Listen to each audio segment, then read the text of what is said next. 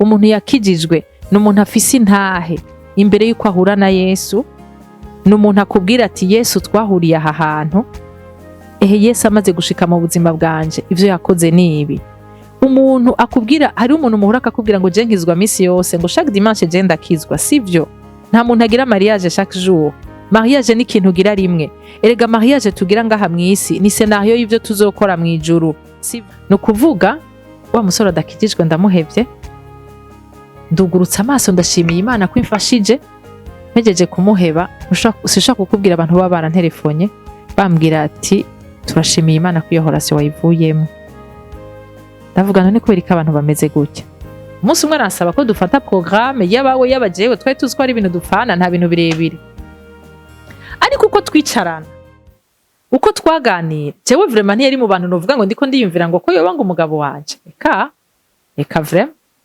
Mugabo uko twicarana ukaja gusanga uraruhutse, utaha wumva hari ikintu wungutse, ukumva uyu muntu ushaka ko mumarana amasaha menshi, ukumva umenga yovuga ukumviriza. Kuko a un certain moment navuze nti Mana cengira ndagwaye, none mu bantu bose bariko barambaza nta muntu numwe nsangamwo, sivyo? Entre temps arumva twaricarana agataha nanje ngataha. Mugabo muri telefone yanje nanditse ngo mon pasteur, namwita mon pasteur kuko navuga nti Imana yaramukoresheje ikintu gikomeye. Hanyuma ndibuka yuko marraine wanje kuri mariage yamambwira ati ndifuza yuko uzokwicarana n'ujya mudame yitwa Kaneza, yaradufashije cyane. Igihe cyose nshinze ntahe ndamuvuga kuko Imana yaramukoresheje. Ni naco gituma ndizera ko mu buzima bw'abajeune hari igihe baba bakeneye umuntu abafata ukuboko kugira ngo bashobore gutera intambwe kanaka. Ujya mudame rero je nkavuga nti none ko iki ashaka ko twicarana, numva umenga ndi umuntu ntashaka ko umuntu amenya ubuzima bwanje canke ivyo ndiko ndagwana navyo. Kuko kumena babwira Imana iba yateguye vyose. Umunsi umwe twari batatu twicaye gutya, hanyuma marraine wanje mama we waramuhamagara, tuca dusigara turi babiri, tuca tubobrije kwicara ngo tumurindire. Aho nari nkiri muri ya periode vraiment yo gukomereka, hahandi mvuga nti kubera iki abantu bari méchant, kubera iki nabaye trahi, kubera iki bimeze gutya na gutya. Rero ujya mudame novuga nti kuva ico gihe twaragize contact, Imana iramukoresha, atangura kugira iki, atangura kuvugishwa ku buzima bwanje. Arambwira ati biboneka ko umukobwa ameze neza gutya na gutya, ati mugabo siko biri mu mutima wawe bimeze uku, ati hanyuma usanga umukobwa yishima, ati nanje ndi umugore ndagutinya, ati rero none ga Ines wibaza yuko hari umugabo azoza kukwegera, ati ntibishoboka. Numva mbwiye ikintu ata muntu numwe yari bwigera mbwira, mugabo cakoze ku mutima wanje. Ujya mudame candagira iki, candamuhamagara, ndamubwira nti jewe ndifuza yuko wonyakompanya, ndifuza ko womfasha, sivyo? Ndifuza ko womfasha, ndashaka umfashe, umfata ukuboko kuko je birangoye. Ivyo wavuze nivyo niko biri, mugabo sinzi ico ntegezwa kugira. Nababwiye urashaka kumenya identite yawe bigacika indenza rugero mu buzima bwawe, ugasanga uri kuhopusa nabutategezwa kuhopusa. Ujya mudame rero tumaze kwicarana, twari turaka groupe k'abakobwa nka batanu, twaragiye hamwe, ndagira nti naronse umuntu vraiment ashaka kudufasha. Tukagenda tukicara ahantu une fois le mois, akatubwira ati jewe munyemerere ko mvuga ikintu cyose ndababona ko mushobora guhindura. Jewe arambwira ati wewe uteza guhindura. Cyo gihe vraiment nari nkiri muri periode ngikomeretse. Yarambwira ati wowe d'abord kiruti heze usohoka wiruka ntushaka kugira contact n'umuntu n'umwe. Ati yo ni sinye y'umuntu akomeretse. Ati umuntu afise igikomere acakura abantu kugira ngo ntibamutoneke. Urumva? Ati rero uratinyitse, sivyo? Nico gituma n'ukuri numirira umujene wese kwisubiramwo muri we, yimenye amenye mbega ikibazo mfise n'ikihe, nihe nakomerekeye. Kuko mariage nukuri si jeu d'enfant, nahantu utegezwa kwinjira uri umuntu ukwiye kugira ngo utange ibintu bikwiye. Sahanu winjira ufise ibikomere ngo umukonja akuvura ibikomere, kubera ashobora kuba agwaye ibisumbi ivy'iwawe, ashobora kuba afise ibiruti ivy'iwawe, ugaca usanga muri abantu b'abagwayi babiri atanu umwe agwaza uwundi. Rero uyo mudame vraiment yaramfashije cyane, arambwira ati ca bugufi, aratubwira ati mbega none kubera iki mbega mwebwe ata mama yaje muragira. Ndibuka yuko umushinga naye wanje yarigeze kumbaza ati yarigeze kuba yicaranye n'umuntu turi batatu, ujya muntu acarambaza ati mbega none ndakubaze Gainesi kubera ko utaragira mariage. Ndamubwira ni jewe nukuri abahungu bose twicarana cye numva bo babanzimvye, urumva ko hariho urugezo rubi nari nashitse ko rutarigo. Hanyuma arambwira ati yari umukozi w'Imana vraiment uyu muntu, aca arambwira ati ico nshimira Imana nuko wagiye kwiyandikisha muri rya shuri rya Bibiliya, ndizera yuko inyuma yaho ibintu uzobibibona autrement, kandi niko vyagenze. Ntangura kuvuga nti bwa bundi none je bajya abantu bose mbona umenga bo babanzimvye, none je ndigiki kugira ngo mbone ko babanzimvye. Imana itangura kunyigisha dans l'autre sens. Ujya mudamu aramfata ukuboko aramfasha arambwira ati ntushobora kwankira umuntu mutaranicarana ngo wumve ivyiyumviro vyiwe. Ati burya umuntu urashobora no kumubenga mugabo akagenda akavuga ati ujya mukobwa yarambenze mugabo umuntu azomuronka arahiriwe. Ati urashobora kumubenga mugabo akakuranga akavuga ati ça n'a pas marché avec moi, mugabo hamwe vyokunda uzobutomboye umukobwa w'umupasoni, umukobwa ameze gutya na gutya. Rero byaramfashije kwiga guca bugufi. Imana iranyigisha ku buryo ndibuka ko hari n'umuntu yigeze kunsaba programme twasengana yadandaza amayinite kuri Paul. Jewe ku rugezo nari ngezeko kumva ko uwo muntu twokwicarana numva ari ibintu bitabaho, muga nkibuka za mpanuro za wa mama nkaca ngenda tukicarana nkavuga nti je dois être patiente, nkamwumviriza gushika ashikirije iciyumviro, kandi no mu kumwankira nkazomwankira mu rupasoni nimba ntegezwa kumwankira. Rero novuga ko ujya mudame yaramfashije cyane gose. Natanguye kuza ndinjira mu maprograme n'uyu mushinga nahe wanje hari cyamaze gukoreka muri jewe, novuga nti cyo guca bugufi. Hanyuma twarafasha amaprograme atari make, je nkumva vraiment ndamwaprecier. Ndibuka ko naho rambwira abagenzi banje nje ndasumukuza wanje ndabasavye azotuma barongora, ni kubera arafise umutima w'Imana. Twaramara amasaha twaricarana ukumva uraruhutse, ukumva utashe wize ikintu gishasha. Hanyuma bajya abagenzi banje ndibuka ko bahora bambwira ati mbega none wowe urabona kujya mu kuzima bagukunda. Nkababwira ni none yo nkunda gute, je turapfana ibintu, je twogira mariage gute, ntibishoboka ko tugira mariage. Hanyuma ndibuka yuko tumaze guhura n'ujya mudame rero du challenge inzara tubwira ati muri abakobwa bageze mu bigero mugira mushikana imyaka 30 kubera iki mutaragira ama mariage. Je ndibuka ko spontanément naramubwiye nti je ndindiriye umuntu Imana izonzanira. Arambwira ati no, ati wibaza ko umugabo azo gutwara Imana itamufise, iramufise ahubwo Imana irindiriye wewe. Narakunze hariho observation mu pasteur umwe yigeze kugira, yavuze ngo abantu bose ntibategezwa kugira mariage, ngo mugabo ico nizera nuko umuntu wese Imana yashizemwo envie yo kugira mariage iba yarateguye n'umuntu bazobana, kuko nta kuntu na kumwe Imana yoshira envie muri wewe idafise ingene izo Imana idafise ingene izo ikombla.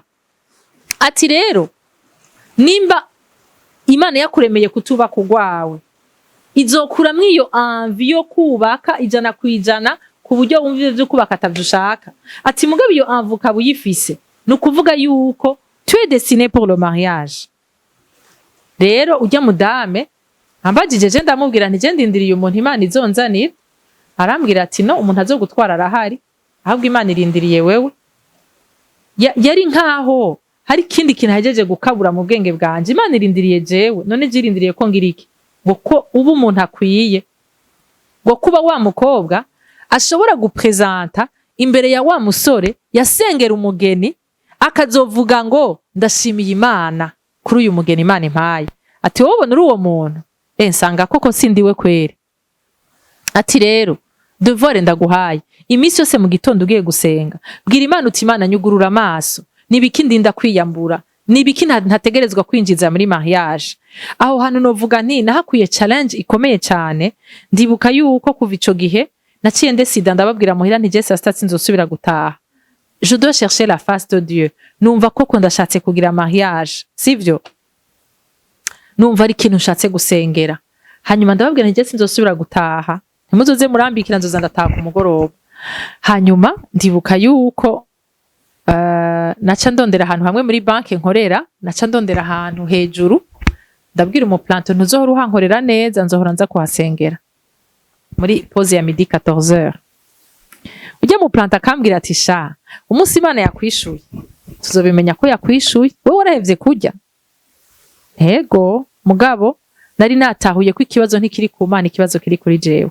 Mbega nibikinegeza gukosora, nibiki bitagenda neza, kuko naratahura ko ninaba wa muntu Imana yishimiye izo mpresenta umuntu nayo yateguye. Kwa kundi natakaza umwanya nje kurondera agaciro kwa wa mudame, natahuye ko agaciro ndinda kukarondera ku Mana. Ko niyashika hinyemera izo cimpresenta wa muntu yabiga kuko niye mutanga. Abakobwa barabizi, urashaka kugendana n'umuntu pendant des années ntapfa gusavye mariage.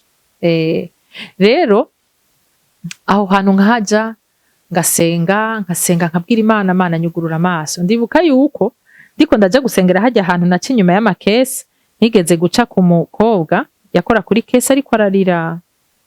Ndamubaza kubera kuri kurarira, acambwira ngo umufiance wanje yampevye ngo ari hanze. Abantu bafise abafiance bari hanze Imana ibafasha.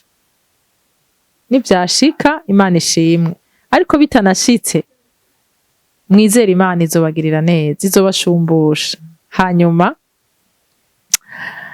ujya mukobwa ndamubwira nti none kuri kurarira, ujya muhungu nk'umuntu ariko ararira ibereye mu buzima bwiza, kumbure yamaze no kuronka uwundi, nawe agahinda karakwisha, nto yagwanye nabi, ngo tugende hariya ndakwereka aho dusengera. Tutangura kujana gusenga ya midi, nkamuhitana saa sita. Yewe nta meza ngahe yaheze, ca mbona umugenzi wanje aje kuri kese, aje kurutira arantelefone, arambwira ati Ines, hari umukobwa nasanze kuri kese nimero izi nizi, uramuzi? Nanje tuba twicaranye saa sita, nti ndamuzi, ndonderera nimero yiwe. Jewe ujya mukobwa akanyemerera, mu meza ngahe tuzoba tugize mariage. Erega vya bintu birakora, urumva? Burya bandagiye kubwira wa mucuti wanje, ntiburya hari umutipe bimeze gutya na gutya, burya c'était parti pour le mariage. Burya bagize mariage, jewe nkiriko ndaje gusengera ha hantu ntararonka n'ico umuti. Hanyuma kameme nahakuye ikintu cyo kwizera, ndavuga Mana birashoboka, uriko uratwumva ivyo tuko turakubwira, uriko uravyumva. Hewe nkaca ngenda mfise n'ama esprit angana gute, ikintu ushaka gusurinya n'igiki. Hajya ahantu kuhaja uko hahera umwanya, hariho ubwiza bw'Imana bwaje ku buzima bwanje. Uno munsi nshingira intahe, ijambo ry'Imana rivuga ngo igihe cyose Mose yabavuye ku musozi ngo yaraci ibibatsi, sivyo? Igihe umwami Ahasuwerusi hari hageze yuko ahitamwo umugeni, sivyo? Abakobwa ngo barafashe umwanya, barisize, baragize iki, mugabo ngo Esther yagiye kurondera la face de Dieu. Nibaza ko Esther ari mu bantu ba mbere nkunda muri Bibiliya. Ijambo ry'Imana rivuga ngo igihe Esther yaca imbere y'umwami, umwami ngo ntiyashobora kumufikisa mu maso, yavuze ngo uyu wewe ngo avuye he. C'était pas que c'était la plus belle muri bajya bakobwa bose bari bahari, oya, muga hari ubwiza bw'Imana bwari ku buzima bwiwe. Rero hajya ahantu jewe ndahavuye, nacanca ahantu nkisiga nkaca nsubira ku kazi. Tibuka yuko umudame twigana yari umuntu twigana ivyigwa vya Bibiliya, yari umuntu atwara ikintu ciki entreprise. Arambwira ati Neza, ati ndashaka kunyandikire ku gapapuro ibintu wisiga, ati wisiga ibiki? Tambwira ni jewe isiga kantu ngurira hajya kuri BCB ka 5. Ati nibishoboka ko arabona ko ari wa muntu atuma ibintu ngira ngo iburaya. Nkumva umengano mubwira ni sikibazo caka kantu, ni kibazo ca hajya ahantu. Uriko uravyumva? Ndibuka yuko ubwiza bw'Imana bwaraje ku buzima bwanje, ku buryo mama w'umu ex w'umugabo wanje yaramurondeye, yaramubwira ati ndakubwira ikintu kimwe, je nakuronkeye umugore kandi uwo mugore akagucika, je ntuzombaze. Urumva kurangwa na mama w'umu ex wawe, uriko uravyumva? Aramubwira ati jewe no kurujya mukobwa akakujana biragusha. Umugabo wanje ati none gasha, none uwo mugeni wa ndonkeye nuwahe? Ambwira nje kumuraba. Acambwira ati umukobwa yitwa Ines yakorera muri banki. Ati reka tugeregana umuvyara wanje. Ati nta vy'ubuvyara bwawe je umbwira, genda ubaze neza ivyo bintu, iyo bishika ushobora gusanga ari ibintu vyakura ataco vyica. Nukuvuga nawe ahari yambwiye ati jene naramaze gushika ahantu numva ko vya bintu vyose nkeneye mu mukobwa, vya bintu vyose nkeneye muri mama w'abana banje canke mu mugore ubifise. Uravyumva? Mugabo nkavuga ni quand même iyi ni barrière. Uwo arabimubwiye. uyundi mugenzi wiwe arabimubwiye, yabonye turi kuma tujya mukobwa muraziranye none kutamubaza, ubundi atereka turapfana ibintu. Niko gutera intambwe yo kugira iki, yo kuja kubaza iwabo timbega ubucuti bwacu bugarukira he. None ko ndabwira abakobwa sivyo, ubu umuntu ashobora gushinga ingwi ntahe n'abantu. Ndibuka yuko ujya mudamu ujya mu mama wo mu ex wiwe yarigeze kuza ari kumwe n'umushinga ntahe wiwe ahantu nakorera muri banke, baje kumbwira ubutumwa. Tanaganije ndakijijwe narakiriye Yesu. Ati rero twagira tugutumire mu gikorane, turafise igikorane kizomara iminsi ngahe. Ico gikorane ndaranakijamwo. Harumva aho hose kumbure baravuga, uyu mudamu yaravuga ati ujye mukobwa vraiment namubonye bimeze gutya na gutya. Rero ico kintu ni kintu gikomeye, umuntu arashaka kutagutwara mugabo akakuranga kandi birakora. Kuri kimwe ari kurimvira cyariko kiraca mu mutwe kikaduza pourcentage, kikaduza amanota, kikakubahura. Niko rero ujya mushinga naye wanje yaciye agenda yagiye kubaza muri famille yiwe, arabaza ati mbega ibyo dupfana bigera he. Arambwira ati oya dupfana ibintu vya kure ataco byo kwica, nukuvuga un bonjour. Ari mwijoro arantelefone arambwira ati jewe urumva twari tumaze kumenyerana tuganira, umva jewe namufata ko ari nk'umupasteur wanje, nari naramubwiye ubuzima bwanje bwose, amayerero yose nakoze niki, nawe aravuga ati hamwe nibi ndashize ko kasha, ndumva uyu muntu yo umugore wanje. Rero ndibuka ko muri iryo joro yambwiye ati tuzojane mu Rumonge, hari ikintu nashaka kukubaza. Ndamubwira ni pasteur, we waguye jewe tujane turi babiri? Noya, nivyo ntibishoboka, nivyo ntibikunda. Ico kintu urakimbwirira ngaha vraiment je nta hariya twogenda tujanye turi babiri. Muri iryo joro arambwira ati buriya jewe bijya byose unyita pasteur wanje, je ntavyo nshaka. Buriya uko nyene wumva ushaka kunyikonfyako niko nanje numva ndi aleze kugukonfya ubuzima bwanje.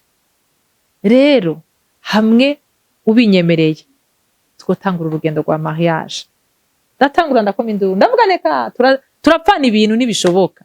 Ati ibyo byose naragiye kubibaza atamfepa nta na kimwe vyica. Mugabo urumva yuko jewe naramaze gushika kuri stade mbwira Imana ngo Mana cette fois sinarabonye umuntu nkeneye ingene ameze. Iyo abuye umuntu tudapfana ibintu ndumva ko ari we ari kuba umugabo wanje. Mugabo ubu ndumvise ko nkomeye kuko ndamenye ko ico nkeneye ndakibona ndakizi. Hanyuma rero ndibuka yuko muri iryo joro namubwiye ntiwarabajije ko ibyo dupfana ataco vyica, atega ico narakibajije yari nk'igitangaro. Entre temps subiye gato y'inyuma twarigeze guhura n'umukozi w'Imana ntarimenyereye, arambwira ati mademoiselle Imana imuhezagire vraiment, ati jewe ati mbona Imana inyereka ko mu mutwe wawe hari umugabo ari muri Canada, ati mugabo mpwemu yarambwiye ngo umugabo wawe numurokare, numuntu muzinanye, numuntu udashobora no kwibaza ko yoba umugabo wawe, ati uwo niwe mugabo wawe. Burya naramukemeye ndavuga nti ibi ni bya bindi by'abantu bavangirwa, kandi ijambo ry'Imana riratwemerera kugira iki, kugenzura ubuvugishwa. Hanyuma nukuvuga quelque part ambwiye gutyo naciye nibuka rya jambo wa muprofete yambwira, ndavuga nti bwa bundi bya bintu byari byo no kumenyesha yuko muri iryo joro cyo urumva byo muntu nene namaze kumukunda, mugabo hari ahantu ngeza kuko navuga nti hari ibintu dupfana ntibishobora gushika kure. Rero no kumenyesha yuko muri iryo joro urumva ko je nariko ndasengera mariage hahantu hamwe hejuru. Hariho umuririmbyi avuga ngo genda mubampamagarire ngo bagaruke ku mirimo, ngo mwongere mubambarize ngo wabahaye ikonje. Nukuri tuve mu makonje, kuko nitwarondera Imana tukayirondera n'imitima yacu yose izotwiyereka, izotwereka ivyitegezwa kutwereka, pane ivyo twebwe dushaka, ivyo yo yishaka. Ko je hari ikintu ntakwaya, abajene barakunze gushavura bakavuga ngo none ga madame twebwe ntidufise droit yo gusaba Imana umuntu dushaka. Cenda mambwira abajene ni nta droit mufise kuko ivyo mushaka navyo muzi. We nk'ubu no kubwira ngo defizi kurindiriye ejo urazizi, nk'ubu wosanga bizosaba kurindira umwana imyaka 10 urabizi. Ntumva ko ukeneye umuntu muzofatana amaboko kugira ngo ico kintu mukigwanire hamwe. Ijambo ry'Imana rivuga ngo kuko nzi ivyumviro mbiyumvirako ngo si ivyago ngo ariko n'amahoro. Rero nibaza ko turafise ikibazo cyo kutagirira confiance Imana, twumva umenga turafise ubwoba kwizoha bidutorera umuntu atari we. sivyo? Mugabo irya Mana imbere yuko iturema yari yateguye vyose, ila tout planifié. Turahangayika gusa.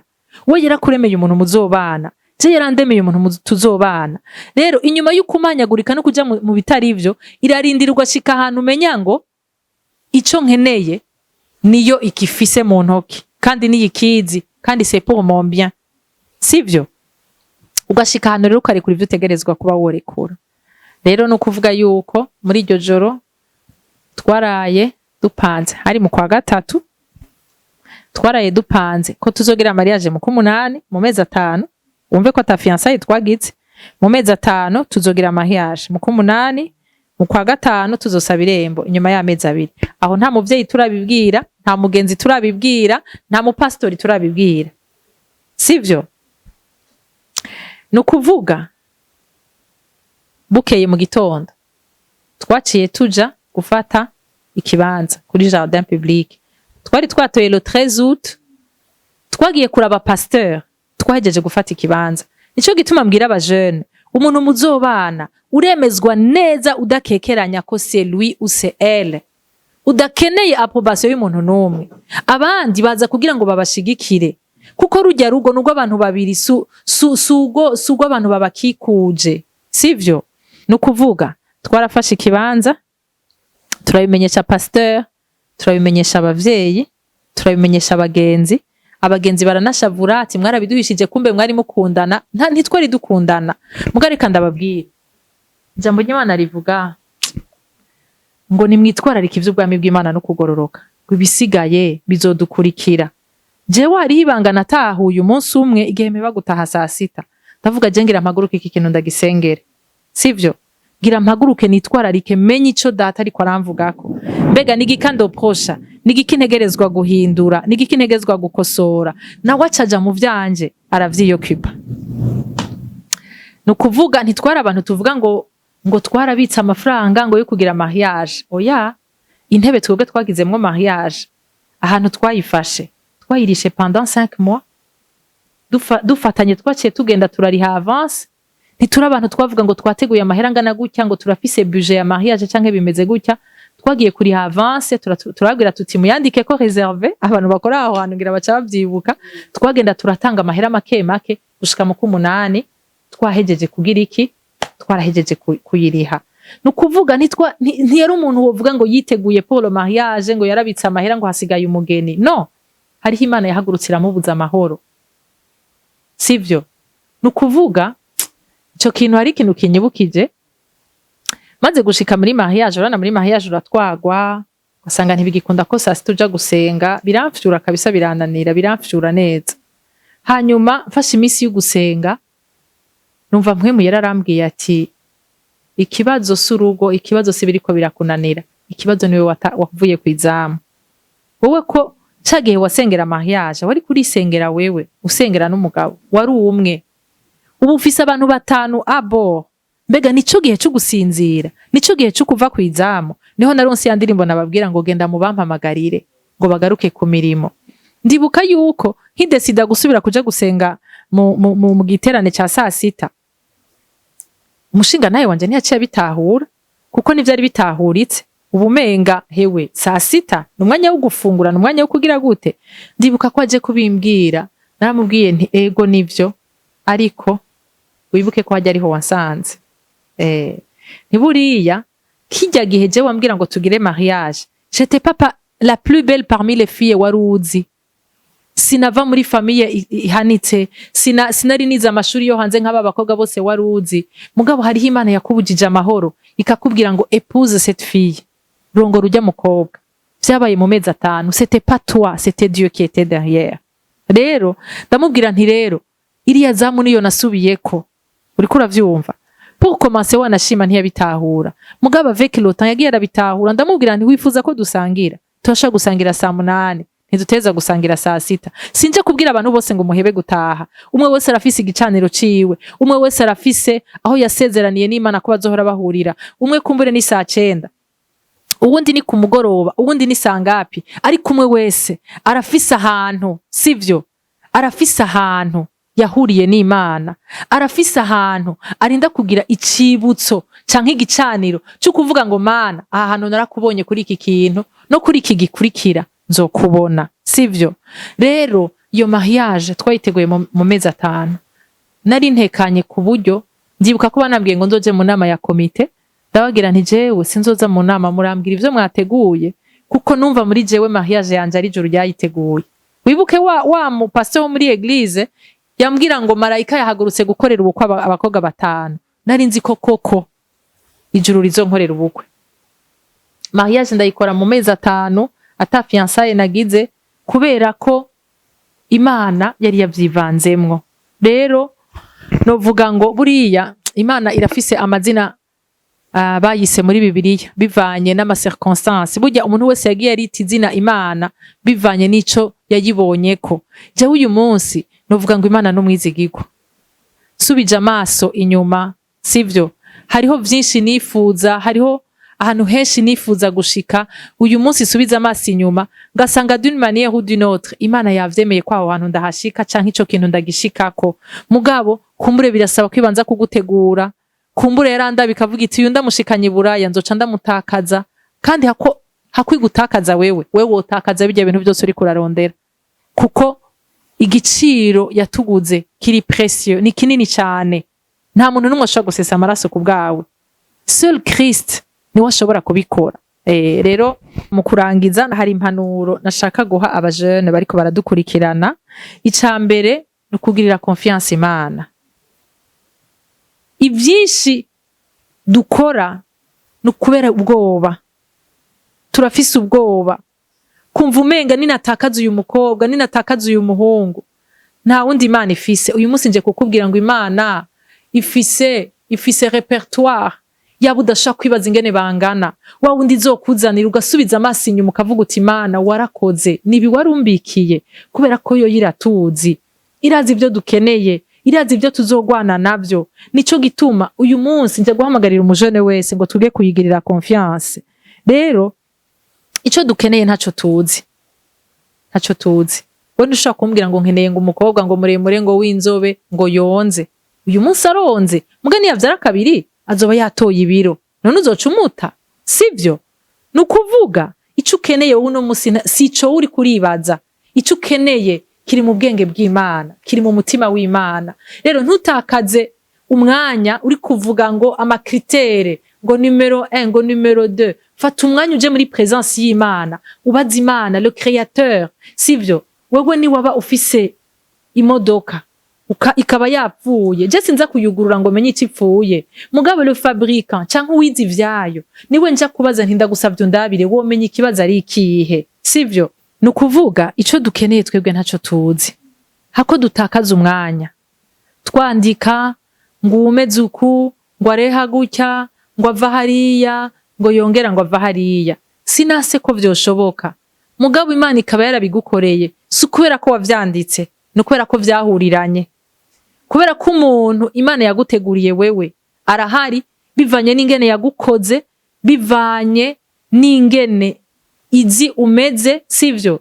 Ni wabura umukolerike urakeneye umuntu ataduga nka wewe kugira ngo mutazohava musanga mwagwanye, kandi umuntu abarabishije ijisho avuga ngo murajanye, ngo muraba grave. Oya, si ibintu vyo kurabisha amaso, ni ibintu vy'ingene mushaka kwihanganiranira. Iyo niyo verbe ikomeye cyane. Imana irazi umuntu azoshaka kukwihanganira, ukagenda gushika hahandi à la fin ukavuga uti Imana yarabinshoboje, sivyo? Hanyuma muri mariage si mwijuru, hari igihe wumva umenga Imana niyaguha umuntu muzobana, hewe nico kintu canyuma gisigaye. Oya, sico canyuma. Muri mariage ni kwisi, ahantu batambuka n'amaguru, bagenda n'amaguru. Nukuvuga na ahantu utegezwa kugenda buhoro buhoro. Aho hantu sa hantu hukugenda urindiriye ivyo nakagukorera umukonjwa, urindiriye ko bagukunda, ufise ibikomere ushaka ko bakwihanganira, bagutahura. Oya, ujya nawe yinjiye muri iyo mariage ashaka ivyo umuha, ashaka kumuha umunezero, ashaka kumutahura. Kumbure nawe yarakomeretse, kumbure nawe yaragize gute. Ntiduhave twibaza ngo tugeze muri mariage tuzoba twashitse. Muri mariage amadefi ariyo asumba yo muriko muragwana nk'abajene, amadefi y'ubwoko butandukanye. Amadefi ntabaheze ahindura isura. Nukuvuga uri umujene urafise ibyo uri kuragwana navyo, ugiye muri mariage uzoba ufise ibindi uri kuragwana navyo kumbure biri no ku rwego rurengeye ubwo wari uriko. Rero nasanze amadeception tugira muri mariage ni kubera ama attente, ibyo twiteze ku wundi tutaronse. Ni winjira ataco witeze, sivyo? Entreprise nshasha uyitanguye uri nyeneyo, ubuzi kugiye kwitanga koreame, uzotangura kunguka plus tard. Warahomvye, warashizemwo ibi, warashizemwo biriya. Fata rero ko mariage winjira muri entreprise iri nshasha, ugiye kubaka, ugiye gushiramwo amabuye, ugiye gushiramwo umusenyi, ugiye gushirako amabati, utegezwa kwitanga, utegezwa kwiheba, utagumurindiriye ngo uriya ngo akora kirya. Agikoze ni vyiza, nico Imana ishaka, mugabo siko vyama biri. Kandi Imana ikorana n'abari disponible. Kumbura hagati yamwebwe babiri hazoba hariho ufise une oreille attentive. Imana imukominike ikamubwira iti ujya mwana wanje kintaracumva, ihangane gira gutya na gutya. Impanuro ya nyuma numva novuga canke ikintu ca nyuma numva novuga nti mariage si finalité. Mariage si destination finale. Nababwiye yuko nitwari gushaka kuvuga intahe y'ingene twinjiye muri mariage tutavuze aho twahuriye na Yesu. Kubera ko marura yuko mariage ni etape imwe mu ma etape agize ubuzima bwacu. Inyuma ya mariage hariho ubugingo budashira, hariho aho turiko turaja. Je nawe turiko turaja mwijuru, sivyo? Hajya mwijuru nitwahashika, ça sera pour l'éternité. Mariage ntituzi umwanya tuyimaramwo, ariko inyuma yayo hariho aho tuzoja kuba ibihe bidashira. Aho hantu nitwahashika dushikiriye wa mwami wacu, tu auras des comptes à rendre. Mbega wa mugabo naguha, mbega wa mugore naguha, wamufashe gute? Mbega babana naguha, warashizemwo ibikwiriye byose byo kugira ngo bazoshobore guhangana n'ubuzima. Nugarukiriza ngaho, intahe yanje igarukiye ngaho. Imana ibahezagire. Wow, murakoze cyane. Ugwaruka rumviyeho ibintu byinshi kandi bikomeye. Ku bwanje novuga ngo muri shusho nziza y'ukuntu Imana ikora ibitangaza koko, kandi nk'ukuntu Imana ari umwizigirwa. Hari umuntu adukurikiye umujene aranavuga ndapfuye noneho, nukuri ndumva urugo ngiye kujamwo Mana, nubwo nahisemwo si ivyanje. Sokoke gute? Watubwiye ukuntu wasokotse, noneho we waravuga ati jewe ni mariage samedi ejo ndavamwo gute? Kandi ndumva ko ngiye mu muriro, ngiye gupfa. Abikore gute aramutse yumvise ino ntaye muno mwanya? Yesu aguhezagire. Hariho ijambo nkunze kuvuga, ni ijambo rimfasha imisi yose numva ibintu bindengeye, nkabona neza ingene ndabikora. Igihe cyose nama numva nk'imuyera nyibutsa ngo nabijya wibaza ko ari bitoyi washoboye, siwe wabishoboye, n'Imana yabigushoboje. Rero ijambo ry'Imana rivuga ngo dushobozwa vyose na Kristo aduha inkomezi. Uyo muntu sinomubwira ngo bikore gutya canke bikore kuriya, muga nimba ubuzima bwiwe bumatanye na Yesu, sivyo, araza kumenya ingene abikora. Kandi umuririmbyi ni wavuga ngo nta nkuru twigeze twumva ko yananiwe. Ico cyo kumukura muri ivyo bintu, nimba réellement yoba afise umutima uri sincere ko ashaka kubivamwo, Yesu nivyo munanira, kuko yagwanye intambara zikomeye cyane gusumba izo, kandi yasohotse et il en est sorti vainqueur. Rero nuvumenga no mubwira ngo ivyo ushaka kuvamwo suwo gusa iyo bazogira ubukwe samedi. Nundi mujane wese bariko aradukurikira ashaka kubavuga ati naramaze gufata sale ya mariage, naramaze kugira ibi nibi nabiriya, nta makuru aho umaze gushika, kuko namambwira abajene turabakocinga muri abajene. Mugabo umaze kugera mu rugo uteza ijambo ry'Imana rivuga ngo Yesu yaravuze ngo ushaka kunkurikira ngo niyihebe yikorera umusaraba wiwe ankurikire. Umaze gushika muri mariage umusaraba wawe urawikorera, akaba ari Yesu azowugutura. Nico gituma iyo ukiri muri fiançailles ego bogutwenga, ego bokuvuga, mugabo c'est pour un temps. Ikintu cyose kigira igihe cyaco, mugabo ukazowuhejeje kurokora ubuzima bwawe, ubuzima bwawe utazi umwanya uzobumaramwo muri mariage, kuko urashobora kuvyinjiramo kubera kuvuga uti abantu bo bibona gute, nzoba maramaye. Ni wakora ico Yesu yakubwiye gukora, tu en sortiras vainqueur, kandi plus tard uzoshimira Imana ko yagushoboje kubikora. Murakoze. Bw'umwigeme ashobora kuba dukurikiye akavuga ati Jeff abahungu benshi bariko barandondera, ariko uyu muhungu ndabona afise karite izi, arakijijwe kantanga akamvuga uku, arakijijwe mugabo arakenya. Uyu nawe akavuga ati ndabona nyene nubwo akiriyo si neza ariko afisa ibishobora kutubeshaho. Ni kuvuga za ntege nke abona kuri uyu kuwundi azibona ari nkomezi, hama za nkomezi nabona ngaha kuwundi akabona ari intege nke. Arabikora gute? Urumva wavuze ibintu bibiri.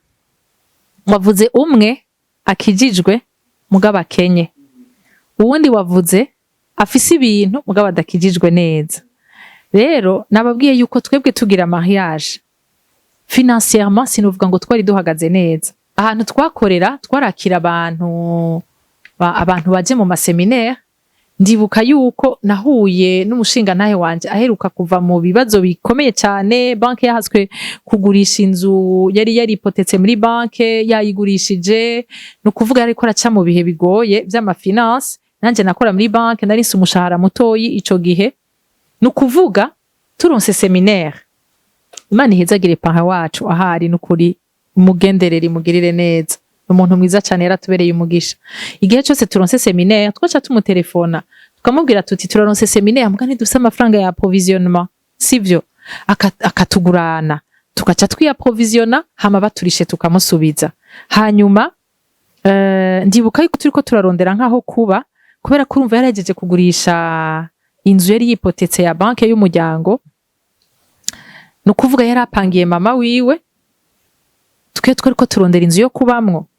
Hanyuma akambwira ati jewe nifuze yuko turondera inzu yo kubamwo hafi yo ku kazi, ku buryo naho noba ntasha ari mwijoro bitongora. Turiko turabaza amazu hafi yaho yakorera, amazu yarazimvye, ntitwari kubishobora. Ndibuka ko naciye ndamubwira nti urazi rero n'amakuru, reka tube ku kazi hajya nyene ukorera. Inzu twagiriyemwo mariage yari inzu yagize nka stock yashizemwo ibintu. Aranambwira ati uri sure cyangwa ushaka kunyumviriza? Ntoya, irya nzu nyene washizemwo ibintu toshobora kubikuramwo tukayisiga irangi ryera. Nta cese no kubwira ngo twaragize ngo kugura ngo ibintu ngo kwitegura ngo uno munsi urabaza umukobwa agiragire mariage yaguza ama service de table, yaguza intumba z'ibintu bingana gute, ibintu adafitiye n'uburyo. Ufise uburyo ni sawa, mugabo nubwo utanafise uburyo ntidushake gutangura ama mariage tumeze nk'abantu bamaze 10 ans mu rugo bagiye baragura akantu kamwe kamwe. No kuvuga yaciye yumva ari cyumviro ciza, iyo nzu tuca turayikuramwe ibintu turaronderaho tubishira ku kazi turayisiga. Umwana wacu mukuru umugabo wanje yamye aratera inkuru abantu ati burya ati indirimbo nyinshi zo gutwikurura yarazizi kuko batwikurira ku idirisha ryacu ku mutwe w'igitanda, ariko ntivyatubujije kubaka. No kuvuga financièrement ntitwatanguye duhagaze neza, twari dufise ivyo turiko turagwana navyo vy'amabanke n'ibiki. Ariko je muri jewe navuga nti uyu musore twahuye arafise Imana. Numva ari iyo certitude nari nkeneye, numva ari cyo cyonyene nari nkeneye. Arafise Imana nanje ndafise Imana, nta kabuza Imana izodushikana kure, sivyo? Plus tard Imana yaraduhaye aho dushobora kuba atari ku kazi, mugabo ntitwatanguye ari gutyo bimeze. Rero numva umenga nobwira umuntu wese ariko aradukurikira, ni yaba afise agakiza ukaba wumva wemezwa neza ko tu dois avancer avec cette personne. Financièrement nta makuru ico afise uno munsi, kubera ico afise uyu munsi arashobora kugitakaza ejo. Mugabo Yesu ni wonyene tutazotakaza, kandi ni waduha. Aduhaye uno munsi arashobora no kutwaka ejo, hanyuma naduhaye ejo arashobora kutwongera. Rero numva umenga nobwira uyo mujene wese ahantu ari, ntuje ku udakijijwe, kuko udakijijwe neza deja ntakijijwe. No kuvuga ko yaramaze kuja handi hantu, mugabo afise ibintu. Ntuzobumugiye ko kubera ko akijijwe buhoro buhoro, uzomubwiye ko kubera ivyo bintu, ora ivyo bintu arashaka kubitakaza. Ni ikintu cyonyene umuntu adashaka gutakaza nagakiza twaronse. Kubera ivyo dufise ni Imana yadesize kubiduha. Hameje arashaka kudesida kubitwaka, ariko ikidahinduka kitava muri twebwe ni Yesu. Murakoze cyane. Nk'abasore canke inkumi, ni bihe bintu umuntu yokoresha mu guhitamwo? Mwatubwiye ibyo bakwiye kwisunga, ariko kandi ni bihe bintu umuntu ashobora kwisunga mu guhitamwo entre dimension, mu mpwemu, mu bugingo no mu mubiri? urakoze cyane. Ico ni ikibazo gikomeye cyane, ibintu umuntu akwiye kwisunga. Numva umenga nubwira umujene wese ariko arankurikira, ikintu ca mbere gikomeye si ibyo utegezwa kwisunga, no kubanza kwimenya wewe, kuko we niwamara kwimenya uzomenya ico ukeneye. Niwasanga uri umuntu twagwa n'ishavu, uzomenya ko ukeneye umukobwa atekanye ashaka kwihanganira iryo shavu, kuko niwatwara umukobwa w'ishavu nawe uri umuntu twagwa n'ishavu, Imana ikirikira diringa n'iryo shavu ryawe, kuko nimba dukijijwe nico ducika beranda, tugenda turagwana, tugenda turaba transforme ku munsi, ijambo ry'Imana rigenda riraduhindura kugira ngo umunsi umwami wacu Yesu Kristo yaje azosange hari aho tugeze. Burya ni Musa azoza kutujana ntazosanga twera. Nico gituma ijambo ry'Imana rivuga ngo imibiri yacu izohindurwa mu kanya isase, kubera ko ntituzoba turashikira perfection tuzoyishikira tugeze mu ijuru, sivyo? Rero numva umenga nobwira umujene wese ankurikira, banza wicare wimenye, urinde wewe umeze gute, ufise amakarita yahe, ufise amadefo ayahe, wirencontre, wimenye, umenye ico ukeneye, sivyo? Umenye uti jewe ndi umugabo yanka umwanda, sivyo? Umenya kutegerezwa ikizokwereka, erega nimba Imana yarashizemwo ico kintu muri wewe cuko wanka umwanda, Imana kuko iduhuza kugira ngo tube complémentaire, twuzuzanye. No kuvuga nimba wewe Imana yarashizeyo muri wewe, kuko ijambo ry'Imana rivuga ngo c'est lui qui donne le vouloir et le faire. Nimba yarashizemo ico kintu cyo kwanka umwanda, nuko Imana yarashize muri wa mukobwa muzobana ikintu c'isuku kugira ngo mwuzuzanye. Wabitahuye? No kuvuga yuko kwimenya wewe biradetermina cyane ico uri kurarondera. Niwamara kwimenya uzokwicarana n'umukobwa umenye ngo iki nico nari nkeneye. Urumva ntiwihutire kuja kugira liste y'ibintu ushaka, ahubwo ihutire kwimenya wewe. Kumbura hariho n'ivyo Imana itegeza kubanza kudiringa nawe imbere yo kwiguha uwo muntu, kubera ko ata muntu n'umwe yashobora kunabisuporta. Mu mpwemo ifo ko bari umuntu yakiriye Yesu nk'umwami n'umukiza, apana umuntu yafashe iyo decision agaca bivamwe afise intahe. Mushobora kwicarana ukumva ko azogufata ukuboko, bigatuma bipfa mu nyuma, mugabo mwatanguye mufatanya amaboko, sivyo? Mu mubiri naho jewe novuga nti umuntu Imana iguhaye, sivyo? Urashaka kumubona umunsi wa mbere, turamaze kumva amatemwanyaje menshi, urashaka kumubona umunsi wa mbere ukumva utamukunze, ariko ukuzogenda uramubona, erega c'est lui qui donne le vouloir et le faire, c'est Dieu. Ukagenda uramukunda, ukumva temwanyaje y'umuntu akakubwira ati ujya muntu je nkimubona sinamukunda na gato, utariko avec le temps uko twagiye turicarana nagiye ndamukunda, ndumva ko atawundi muntu nshobora kwakira atariwe. Urumva? Rero numva umenga vraiment kukijanye no ku mubiri ntiwotakaza umwanya uri kurandika ngo ameze uku, ahagaze uku, arabuku, agira gutya, parce que ivyo bintu ejera shano kugira isanganya kabitakaza, none uzoca umuheba ko ari byo uzoba wahagazeko. Duhagarare kuri vya bindi bidatituka, duhagarare kuri vya bindi bidahindagurika, sivyo? Ibisigaye nimwafatana amaboko mukaba mufise destination imwe, kuko reka ndakubwira ijambo ry'Imana rivuga ngo mbega ngo abantu bashobora ngo kujana batasezeranye. Erega murazi ikibazo gihari uyu munsi no mu ngo z'abakijijwe, nuko umwe yafashe inzira ija mu Gatumba, uwundi ariko aja mu Rumonge. Urumva abo bantu bazohurira he? Nukuvuga numva umenga no tumirira vraiment n'abakobwa, iyo wicaranye n'umusore ariko arakuresha umubazi ariko araja, vision yawe ni iyi. Ibyo by'amavision turiko tuvyiga no munsi, turiko tubimenye no munsi. Uri kujahe?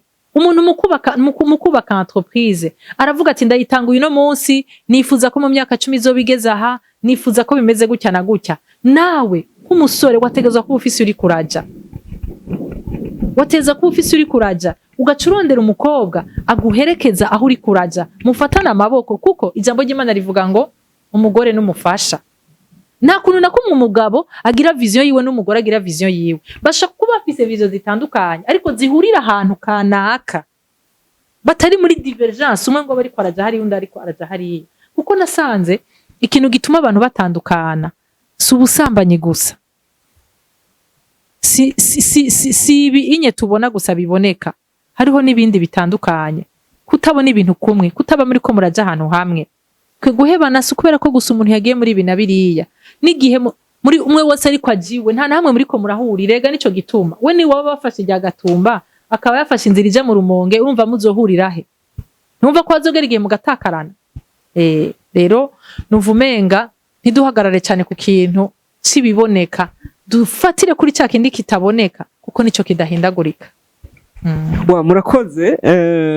Umuntu ashobora kwibaza kandi ikibazo, kumbure akavuga ati jewe ndi umwigeme ariko simbona umuntu nogisha inama z'urugo, no bigenza gute? Ni bihe bintu biranga umuntu ashobora kugisha inama ibyerekeye urugo mu gihe atararujamo canke yiteguye kuzorujamo? Urakoze cyane. Umuntu wo kugisha inama hari igihe umurondera, hari n'igihe Imana imuguha, nkuko jewe Imana yampaye uyo mudame yafashije. Hanyuma ikintu ca mbere nuwo musangiye ivyizegwa. Ntiwoshaka kuja gusaba amakonseye umuntu adakijijwe nawe ukijijwe, urumva ko nivyo aza kuguhanura ntimuza guhuza. Ifo ko bari umuntu muhuje ivyizegwa, ico ni ca mbere. Hama ica kabiri afise ari icitegererezo mu rugo, ushobora kumva ko urugo rwiwe ari témoignage, kubera ko aha mu ngo hari ibikomere biteye ubwoba. Nariko ndavuga ni muri mariage ni mwisi bagendagenda n'amaguru, amadefi ariyo ashobora no kubasumba y'abajene, si ugutera ubwoba abajene, mugabo c'est en fait qui est là, c'est une réalité. Haba hariho ibindi ugwana navyo vyahinduye isura atari cyo kimwe n'ivyo wagwana navyo uri umusore, kuko ijambo ry'Imana rivuga ngo tuzoruhuka dupfuye niho tuzoruhuka, sivyo? Nico gituma umuntu wogisha inama n'umuntu w'icitegererezo mu rugo. Ushaka kuvuga uti ndavye kubibonesha amaso, urugo rwiwe n'ubwo kwifuza. Murakoze cyane. Turize kandi turongeye turiga, kandi ndabizi ko abajene ugwaruka rwadukurikiye bafashijwe kandi bahezagiwe mu mpande zose. Yatubwiye byinshi ukuntu wobyifatamwo mu kugira shwa, ahereje kukinirwa ngo umuntu ni munini cyane, kandi ibyo byumba bigize umuntu nta wundi yoshobora kubishikamwe atari mpemu yera. Amenye ibikwiye umuntu, akamenya ati uyu muntu ntimwokomezanya cyangwa mwokomezanya. Yatubwiye byinshi, turabashimiye cyane. Turabashimiye. Abadukurikiye namwe turabashimiye. Twizeye ko kino kiganiro cyaba caguhezagiye, gisangize mugenzi wawe ukaba nawe umaze kubaka urugo, gihe abajene wasizeyo, kuko coshobora kubafasha. Kandi tubatuma kubana natwe no mu biganiro bikurikira, kubera yuko iyi TV twicisha ko ibiganiro byinshi bifasha umuntu mu mpemu, mu bugingo no mu mubiri, aho ashobora kubakwa kandi agahezagirwa. Mwavyumvise mu mpande zose twagezeyo. Yesu abahezagire. Turangiza twagira twongeye tumusabe aturagize Imana, adusengere kazi. Reka dusenge. Uhoraho Mana yacu, mu izina ry'umucunguzi wacu Yesu Kristo, turagarutse imbere yawe tugushimira. Turagushimira kuri kano kanya kose twamaze, turagushimira kubw'amajambo yose twavugiye hano hantu. Turasenze ngo mu izina rya Yesu Kristo umuntu wese azokumva intahe izomufashe muri domaine itegezwa kumufashirizamwo. Mpemu yera turaguhaye ikaze, ugenderere umujene wese ahari, ugenderere umuntu wese azokumva iyi ntahe, kugira ngo hagire igikoreka mu buzima bwiwe. Urakoze, mu izina ry'umucunguzi wacu Yesu Kristo tubisenze, amen.